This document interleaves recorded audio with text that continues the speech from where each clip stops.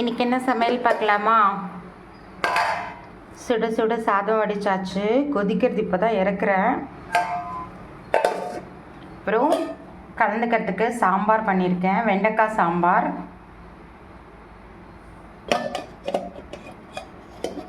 அப்புறம் ரசம்.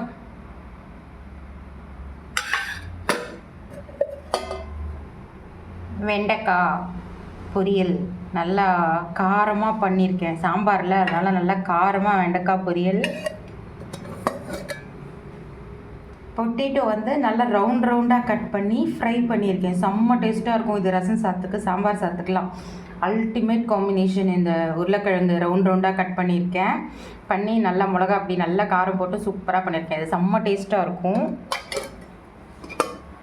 அதுக்கப்புறம் சுண்டல், கொண்டக்கடலை வேக வச்சு ஜஸ்ட்டு கடுகு உளுத்தம்பருப்பு பச்சை மிளகா கருவேப்பிலை தாளிச்சிட்டு பெருங்காயம் தாளிச்சிட்டு சுண்டல் போட்டு வதக்கியிருக்கேன். அதுக்கப்புறம் தயிர். இதுதான் இன்றைக்கி வீட்டு சமையல். பாய், டாடா.